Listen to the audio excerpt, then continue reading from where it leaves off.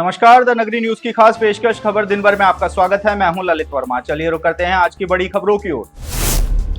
कांग्रेस सांसद राहुल गांधी ने पिछले 9 दिनों में चुनाव आयोग अधिकारियों को दूसरी बार धमकाया है। शुक्रवार को संसद से बाहर निकलने के बाद राहुल गांधी ने चुनाव आयोग पर वोटों की चोरी के आरोप लगाए। साथ ही राहुल गांधी ने यह भी कहा है कि उनके पास ऐसे सबूत हैं जो एटम बम का काम करेंगे और जल्द ही इसका खुलासा किया जाएगा।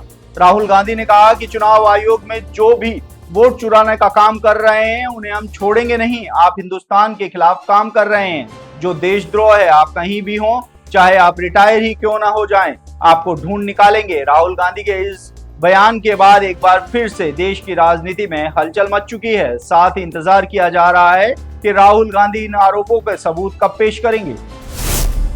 मुख्यमंत्री भजनलाल शर्मा शनिवार को बांसवाड़ा के दौरे पर रहेंगे। सीएम भजनलाल शर्मा बांसवाड़ा में आयोजित पीएम किसान सम्मान निधि के राज्य स्तरीय कार्यक्रम में शामिल होंगे। जिला प्रशासन की ओर से कार्यक्रम की तैयारियों को अंतिम रूप दिया जा रहा है।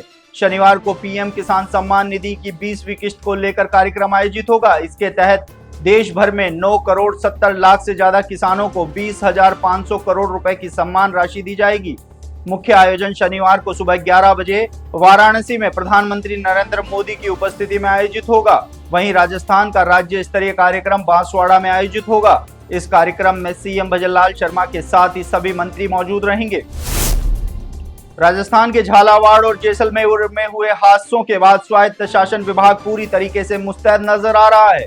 गुरुवार को विभाग के शासन सचिव रवि जैन ने प्रदेश भर के 224 निकाय प्रमुखों की बैठक ली। इसमें उन्होंने प्रदेश भर में जर्जर हो चुकी 2699 भवनों को सील कर ध्वस्त करने के आदेश दिए हैं। गौरतलब है कि झालावाड़ में जर्जर स्कूल की छत गिरने से जहां 7 मासूम बच्चों की जान चली गई थी, तो वहीं जैसलमेर में स्कूल का पिलर और गेट गिरने से एक मासूम को अपनी जान से हाथ धोना पड़ा था। जिसके बाद से ही भजनलाल सरकार जर्जर भवनों को लेकर गंभीर नजर आ रही है। ऐसे में सरकार की ओर से जल्द ही इन फैसलों पर अमल करने की तैयारी की जा रही है। राजस्थान में इस समय मानसून जमकर मेहरबान हो रहा है। प्रदेश के अधिकतर जिलों में जहां बारिश जमकर बरस रही है, तो वहीं कुछ जिलों में भारी से अति भारी बारिश दर्ज की जा रही है, जिससे हालात बद से बदतर हो चुके हैं।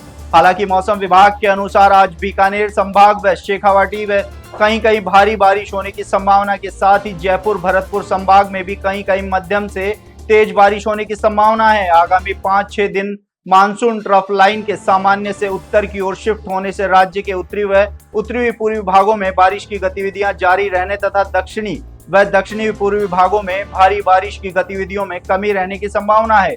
वहीं भरतपुर जयपुर संभाग के कुछ भागों में 3 अगस्त से फिर से भारी बारिश की गतिविधियों में बढ़ोतरी होने की संभावना मौसम विभाग की ओर से जताई गई है। इस दौरान 4 अगस्त को भरतपुर संभाग व आसपास के जिलों में कहीं कहीं अति भारी बारिश होने की भी संभावना है।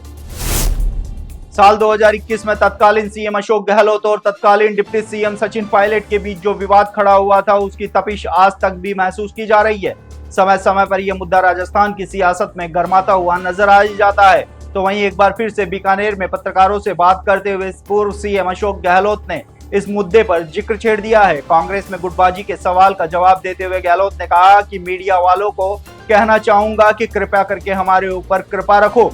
कोई दूरियां नहीं है, सब समाप्त हो चुकी हैं। कांग्रेस में कोई गुटबाजी अगर हो कि बात बोलते हो तो मैं दोष आपको ही दूंगा। जयपुर की एंटी गैंगस्टर टास्क फोर्स और हनुमानगढ़ की जिला विशेष टीम ने संयुक्त कार्रवाई करते हुए हथियार तस्करी में शामिल 3 युवकों को गिरफ्तार करने में सफलता हासिल की है। डीएसपी हनुमानगढ़ मीनाक्षी के अनुसार गिरफ्तार आरोपियों में पवन नायक पर लूट, हत्या आदि के 18 मुकदमे विभिन्न स्थानों में दर्ज हैं और पवन नायक पर पुलिस अधीक्षक हनुमानगढ़ द्वारा 10,000 रुपए का इनाम भी घोषित किया गया था। वहीं अन्य 2 गिरफ्तार आरोपी सोहन नायक और सोनू पर भी कई मुकदमे दर्ज हैं। डीएसपी के अनुसार एंटी गैंगस्टर टास्क फोर्स के इनपुट पर पुलिस ने कार सवार 3 आरोपियों का पीछा करा और नाकाबंदी कर तीनों को गिरफ्तार किया। इस दौरान पवन नायक ने भागने का प्रयास किया, जिससे उसके पैर में चोट लगी और उसको उपचार के लिए जिला चिकित्सालय में भर्ती करवाया गया है। वहीं पुलिस गिरफ्तार आरोपियों से हथियार तस्करी बाबत पूछताछ में जुटी हुई है। मेड़ता रोड में मुख्य स्वास्थ्य निरीक्षक कार्यालय में अधीनस्थ रेलवे परिसर में सफाई कार्य कर रहे ठेकेदार के सफाई कर्मियों ने शोषण के खिलाफ विरोध दर्ज कराते हुए 1 दिन की आंशिक हड़ताल कर मुख्य स्वास्थ्य निरीक्षक पर गंभीर आरोप लगाए। सफाई कर्मी महिलाओं का कहना है कि ठेकेदार द्वारा कभी उन्हें कुछ नहीं कहा गया, लेकिन जब से ये नए अधिकारी आए हैं तब से 40 साल उम्र की महिलाओं को निकालकर 25 साल की महिलाओं को कार्य करवाने का दबाव बना रहे हैं। आरोप लगाते हुए ये भी कहा गया है कि उन्हें मात्र 7,000 रुपए का मानदेय दिया जाता है और पीएफ, ईएसआई के नाम पर फर्म और कर्मचारी दोनों मिलाकर मात्र 300 रुपए काटा जाता है। बात तो यह है कि जब सरकार 60 वर्ष की उम्र में सेवानिवृत्ति करती है तो ठेका कर्मी को 40 की उम्र में सेवानिवृत्ति किस आधार पर किया जा रहा है। नगर परिषद नागौर में गुरुवार को साधारण सभा मीटिंग आयोजित हुई। मीटिंग में हंगामा हुआ और पार्षद भारत टांक द्वारा पार्षद नवरत्न बोथरा पर ज्वलनशील काली स्याही डाली गई। उसके विरोध में आज जैन समाज द्वारा जिला कलेक्ट्रेट अरुण कुमार पुरोहित व नागौर एसपी को ज्ञापन सौंपा गया। ज्ञापन में यह बताया गया है कि यह पूरी घटना योजनाबद्ध तरीके से की गई थी। जयपुर में बताया गया है कि साधारण सभा की मीटिंग के बाद नगर परिषद में कुछ आपराधिक तत्वों के आदमी घूम रहे थे जिनकी मंशा खतरनाक थी, इसलिए नगर परिषद में सीसीटीवी फुटेज मंगवाकर पुख्ता कार्रवाई की जाए। ज्ञापन में यह भी बताया गया है कि यदि इस मामले में उचित कार्रवाई नहीं की गई तो अगले 7 दिनों में धरना दिया जाएगा और फिर भी कार्रवाई नहीं होने पर अनशन का रास्ता अपनाना पड़ेगा। कोटा बैराज में पानी निकासी के बाद चंबल नदी में जल स्तर बढ़ने से पिछले 3 दिनों से जलमग्न रोटेदा चंबल नदी पुलिया पर गुरुवार को पानी की आवक कम हो गई। पुलिया से पानी उतर गया और स्टेट हाईवे 37A से आवागमन शुरू हो गया है, जिससे आमजन को राहत मिली है। प्राप्त जानकारी के अनुसार रोटेदा चंबल नदी पुलिया पर हालात का जायजा लेने और मौका स्थिति को देखने के लिए केशवरायपाटन उपखंड अधिकारी ऋतुराज शर्मा, तहसीलदार सज्जन राम ने औचक निरीक्षण किया और आवश्यक दिशा निर्देश दिए हैं। गुरुवार को एनडीआरएफ की टीम ने रोटेदा पहुंची थी। कोटा बैराज में पानी निकासी किए जाने के बाद से रोटेदा चंबल नदिया पुलिया जलमग्न हो गई थी और 3 दिनों से पुलिया पर आवागमन बंद था। उपखंड अधिकारी ऋतुराज शर्मा ने बताया कि रोटेदा चंबल नदी पुलिया का तहसीलदार, एनडीआरएफ की टीम, हल्का पटवारी आदि के साथ पुलिया के निरीक्षण किया गया है। पुलिया के दोनों ओर पानी के साथ जमा हुई मिट्टी को हटाने के निर्देश दिए गए हैं।